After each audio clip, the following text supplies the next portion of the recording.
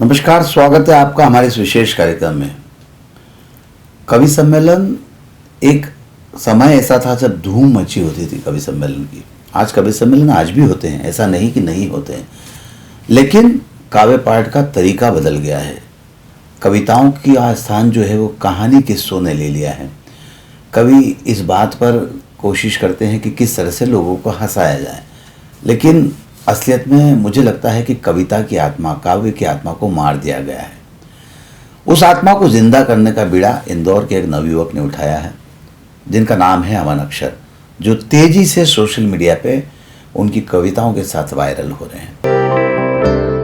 तो आज हमारे साथ स्टूडियो में मौजूद है अमन अक्षर। अमन, स्वागत है आपका हमारे इस कार्यक्रम में। धन्यवाद सर, बहुत नमस्कार SR टाइम के सारे दर्शकों को, और सर आपका भी बहुत धन्यवाद कि मुझे आपने आपके इस बड़े ही प्रतिष्ठित चैनल पे, जो अपने आप में एक बड़ा चैनल है, उसमें आपने आमंत्रित किया।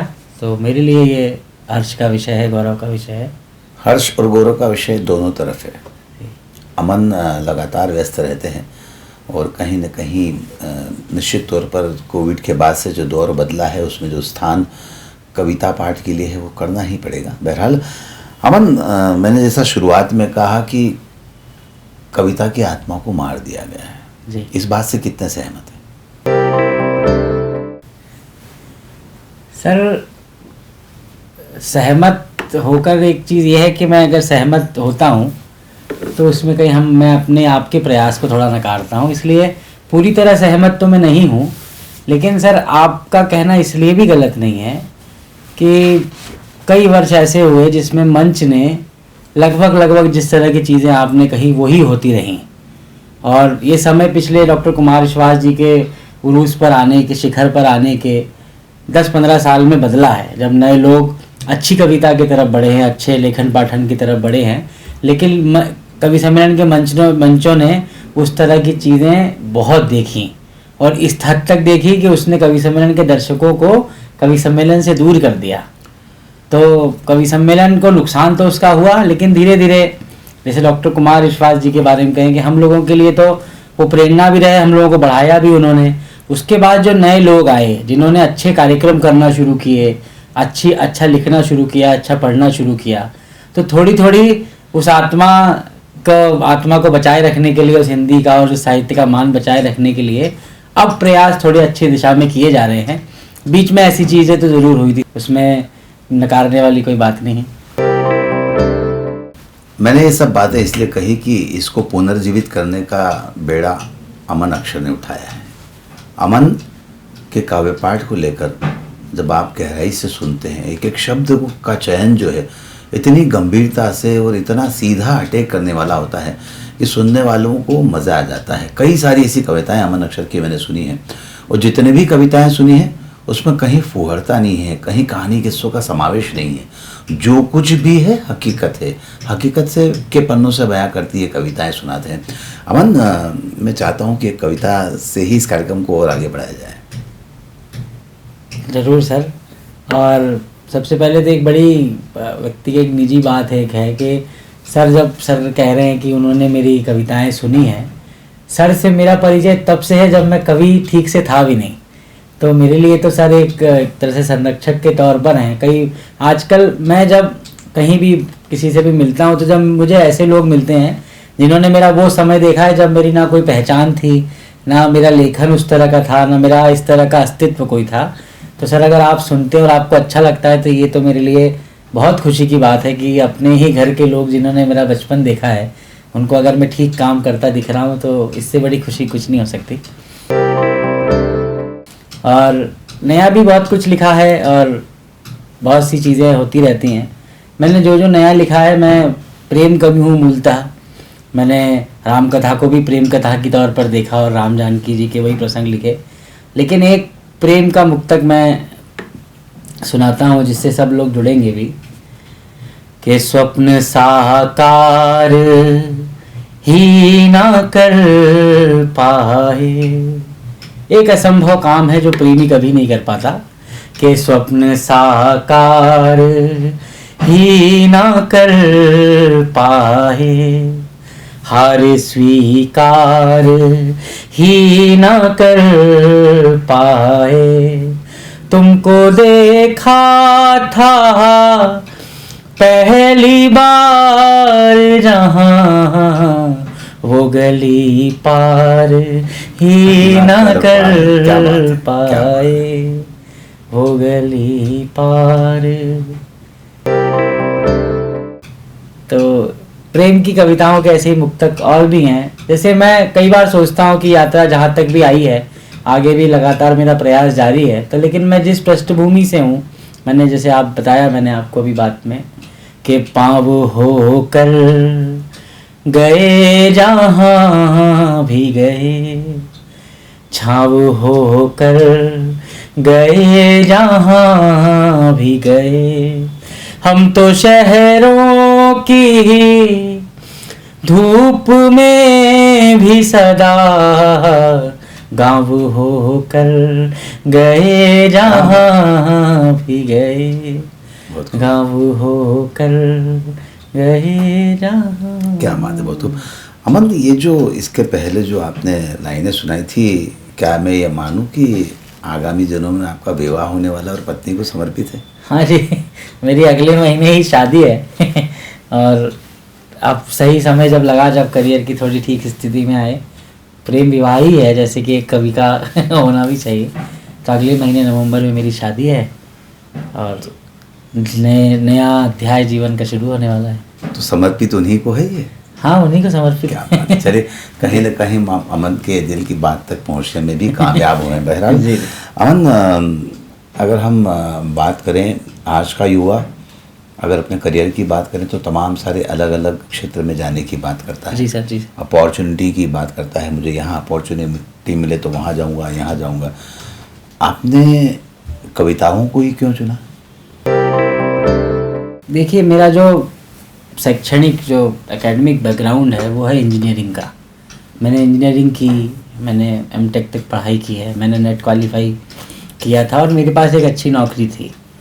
वो छोड़कर, लेकिन मैं अगर बताऊं तो मैंने जब इंजीनियरिंग में एडमिशन लिया था तब से ही मुझे पता था कि मुझे ये तो नहीं करना है, लेकिन मुझे छोड़ना भी नहीं था, क्योंकि एक पलायनवादी तो मैं कभी बहुत रहा नहीं हूँ कि कोई काम करते करते छोड़ दिया। मैंने उसकी वो पढ़ाई पूरी की और बड़े अच्छे नंबरों से की, लेकिन ये मुझे बहुत पहले से 2008-9 से लग गया था, जब 2007 में पहली बार डॉक्टर कुमार विश्वास जी को सुना था कि ये क्या काम करते हैं, ये काम करना है। क्या बात है। कि जिसमें बिल्कुल कॉलेज के लोग धूम हो रही है, उनकी कविताओं की तालियां बज रही है, नाम हो रहा है, ब्रांड बन गए। वो उस समय वायरल हो रहे थे जब ये वायरल शब्द भी शायद नहीं आया था। तो लगता था कि ये जो आकर्षण है ये काम करना है सर। लेकिन ये तो ऐसी बात है कि हमने सोच लिया कि चांद पे जाना है, उस समय रास्ता पता नहीं, ये तो काल्पनिक बात है बच्चे की। इतने साल लग गए सर उसके बाद मुझे 2016 तक, 15-16 तक आते आते ये तय करने में कि इस रास्ते पे जाया कैसे जाता है। लेकिन ये सपन वही देख लिया था कि लिखना है, तो पहले मैंने अपने लेखन पाठन में अपने मेहनत की। धीरे धीरे वहाँ पर जो छोटे छोटे मंच होते हैं वो मैंने किए। जब धीरे धीरे लगने लगा कि नहीं, इसमें एक संतुष्टि है इस काम में, और वो संतुष्टि सर धन से नहीं आई। सबसे पहले वो संतुष्टि आई सुनने वालों से, अपने मित्रों से। और चूंकि मेरी पढ़ाई लखनऊ में हुई है, तो ये इस बात से मेरा सौभाग्य रहा कि मेरी भाषाई परवरिश जो है साहित्यिक, वो इस जगह पर हुई। सही बात। जहाँ पर, क्योंकि मुझे ऐसा लगता है कि जिस बैकग्राउंड से मैं आता हूँ, जिस गांव से, मुंदी से, हमारे परिवार में, हमारे गांव में भी दूर दूर तक, जिले में भी बहुत कम साहित्यकार लोग हैं, लेकिन मुझे भाषाई समृद्धता जो मिली है, जो समृद्धि मैंने वहाँ पर लखनऊ में पाई, तो सर वो आत्मविश्वास बढ़ता रहा अपनी लेखनी पर और अपने विचार के ऊपर। करियर कैसे बनाना, ये भी 2014 के बाद मैंने सोचा कि अब नौकरी छोड़नी है और अब यही करना है। वो जो एक फेज सबके ज़िंदगी में आता है, और किस्मत ये रही कि घर वालों ने हाँ कह दिया। तो सर फिर ऐसा है कि वो एक अल्केमिस्ट किताब बड़ी फेमस है, उसमें एक बिगिनर्स लक का फिनोमेना है कि शुरुआत करने में तो आपकी किस्मत बहुत साथ आपका देती है, और इसी के चक्कर में लोग पड़ जाते हैं कि भाई अब यही करना है। तो 2014 में शुरू कर दिया। तो सर 2014 में शुरू तो कर दिया सर, नौकरी वोकरी छोड़ के। अब छोटे छोटे कार्यक्रम पढ़ने पड़े। अब आप सोचिए सर, पुराने लोग के आप किस्से सुनते होंगे, वो आपको बताते होंगे कि मैंने 100 रुपये में कविता पढ़ी है।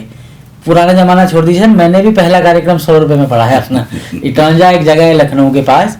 लेकिन संतुष्टि ये रही कि इस दिशा में कुछ अच्छा कर लेंगे, और जब करते रहे तो उसके बाद कवि सम्मेलन की दुनिया इतनी बदल गई। जब कुमार जी के आने के बाद माहौल में बार बार उनका नाम इसलिए ले रहा हूँ क्योंकि ये विश्वास हमको उन्होंने ही दिया कि इसको करियर बनाया जा सकता है।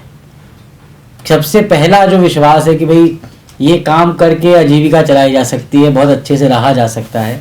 तो 2014 से फिर धीरे धीरे करते गए, एक कार्यक्रम मिला और उत्साह बढ़ा, दूसरा मिला, तीसरा मिला, करते करते 2016 तक मैं आया जिसमें मुझे अमन दलाल से अमन अक्षर नाम मिला। उस कार्यक्रम को तो आपने सामने से देखा भी है, वो समय भी आप मेरा जानते हैं। तो वो मिला। उसके बाद कवि सम्मेलन की दुनिया में लोग जानने लगे कि कोई नया गीतकार आया है। मैंने सौभाग्य से अपनी 25 साल की उम्र में लाल किले का कवि कार्यक्रम पढ़ लिया। बड़ी बात। लोग ऐसा कहते थे कि कवियों को 25 साल लग जाते हैं कार्यक्रम पढ़ने, लेकिन मैंने उस उम्र में सबसे कम उम्र का कवि था उस मंच पर मैं। तो उस साल में बहुत कुछ अच्छा घटा ज़िंदगी में। फिर वही चलता रहा। फिर वो संघर्ष थोड़े बदल गए। कवि सम्मेलन में आने के बाद सर्वाइवल के संघर्ष थे 2016 से 2018, और फिर 2018 के बाद राम गीत मेरी ज़िंदगी में घटा। वो एक वीडियो जो इतना वायरल हुआ, और उसके बाद 2019-20 तक आते आते मुझे सच में लगा कि ये करियर बन सकता है। तब तक मैं, यकीन मानिए, हर दिन ये लगता था कि कैसे होगा आगे। चुन तो लिया था सर कि भाई करना तो यही है, लेकिन आपके सवाल का जवाब अब आता है कि ये मुझे 2019 में मुझे पता लग गया था कि ये रास्ता सही आए हैं। इससे सिर्फ आजीविका नहीं चल सकती, इससे एक अच्छी ज़िंदगी जी जा सकती है। तो वो कहानी यहाँ तक आई, फिर आज सर आपके सामने मैं बैठा हूँ। तो टेक्निकल बैकग्राउंड से अमन आते हैं। अमन दलाल से अमन अक्षर बनने की कहानी इन्होंने सुना दी है।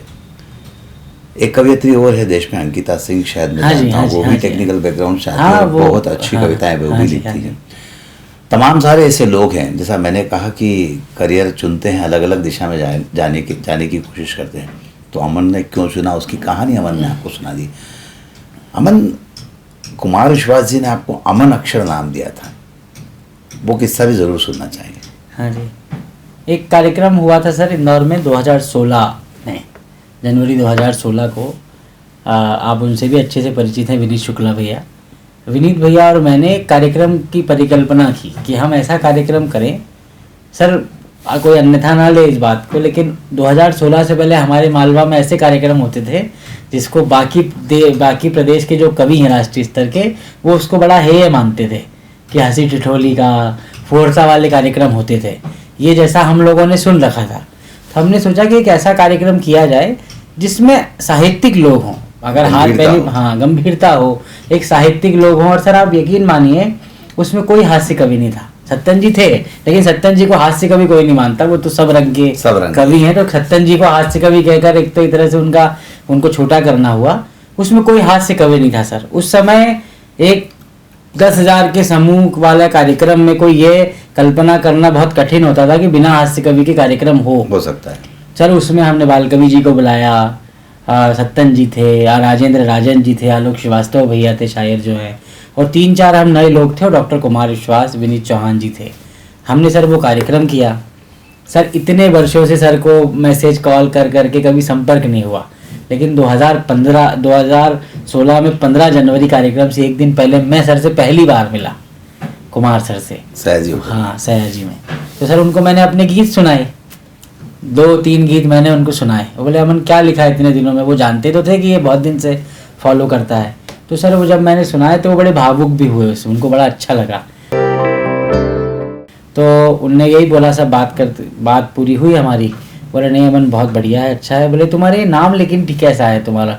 मैंने कहा सर ये तो मेरा सरनेम है दलाल, अब इसमें तो बहुत लोगों का होता है। तो बोले ये हटा दो, नाम कोई रख लो अच्छा। तो मैंने सर उनसे ऐसे ही कह दिया जैसे हम बात कर रहे हैं कि सर आप नाम दे दीजिए। ये दे के सर मैं भूल गया तुरंत ही, क्योंकि मुझे लगा कि आप सर देते रहेंगे, अब बड़े व्यक्ति हैं, कैसे होगा। बोल दिया, वो ख़त्म हो गई बात, कहानी। अगले दिन कार्यक्रम शुरू हुआ। मुझे कोई भनक नहीं क्या होने वाला है, कुछ भी कार्यक्रम चला दो, कवियों ने पढ़ लिया। मेरा नंबर आया तो जब मुझे बुलाया जाता है, वो वीडियो भी काफ़ी व्यूज़ उसके हुए थे। जब मुझे बुलाया तो सर ने इसी भूमिका से बुलाया कि एक लड़का है कई दिनों से मुझे फॉलो करता है और बड़ी मेहनत से उसने कार्यक्रम सजाया है।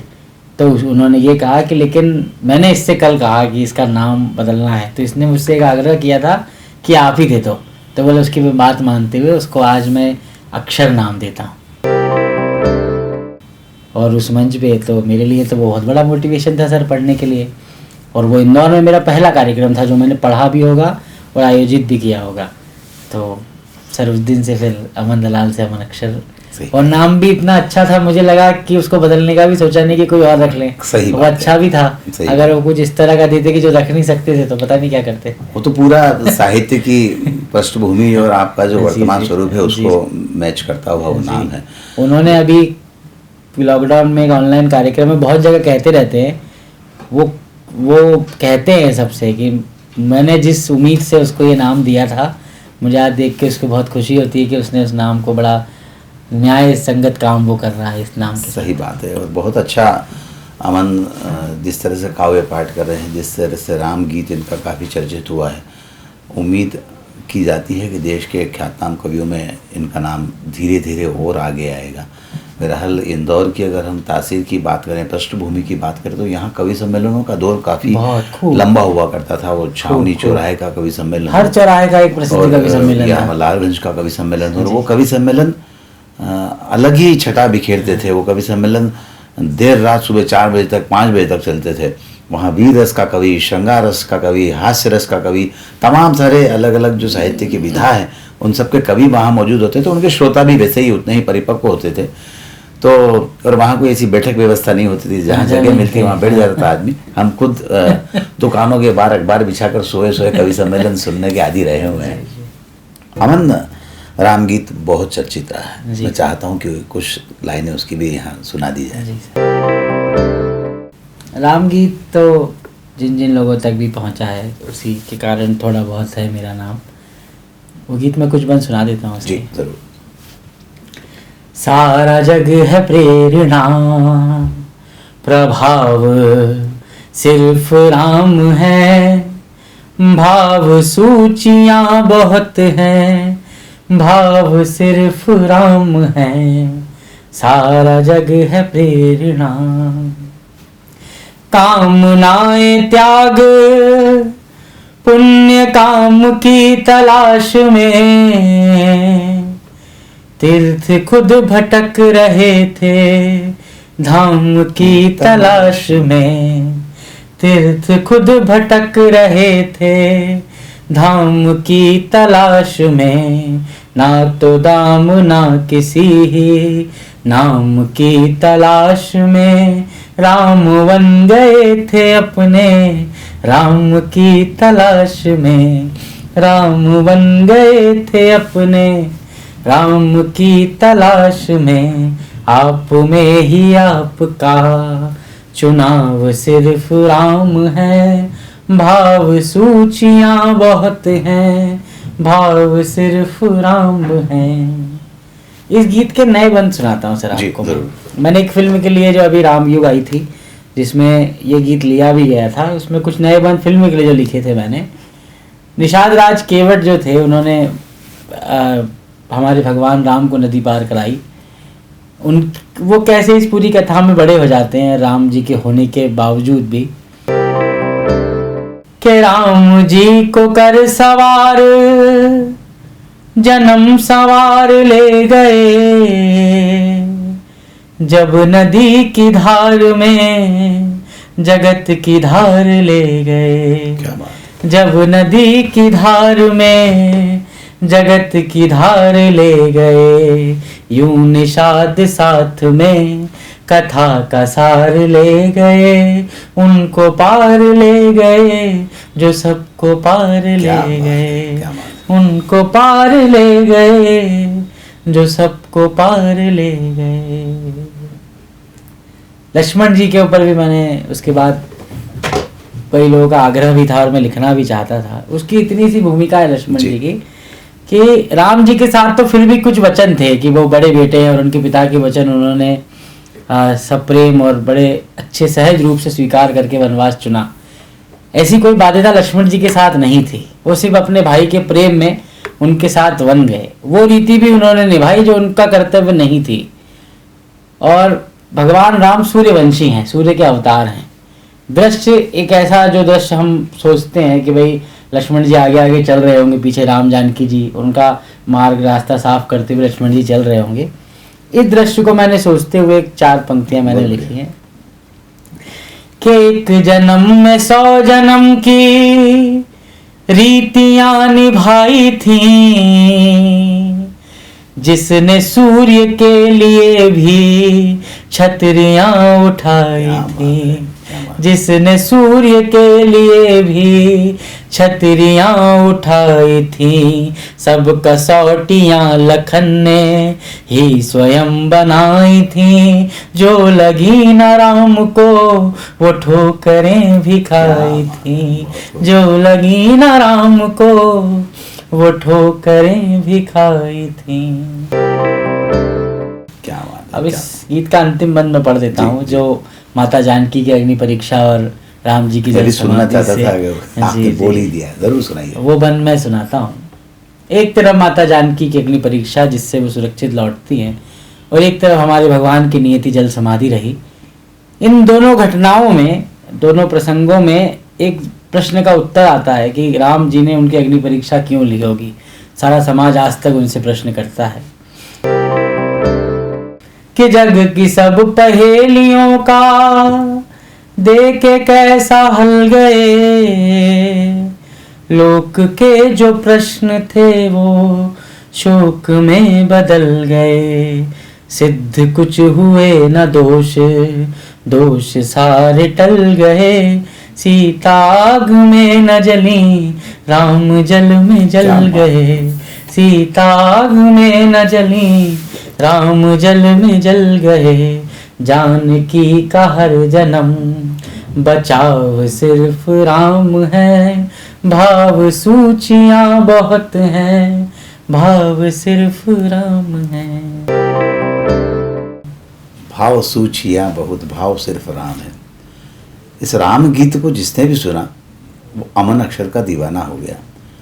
और उम्र के इस पड़ाव पर, मेरा मतलब 30 साल के लगभग अमन की उम्र है, और इस उम्र में जितनी गंभीरता, जितना रिसर्च इस पूरे राम गीत को लेकर उन्होंने किया है और उनको शब्दों में पिरोने की कोशिश की, वो बहुत अद्भुत है, बहुत प्रशंसनीय है। मुझे लगता है अमन, जब इंदौर में ये कार्यक्रम हुआ था आपका,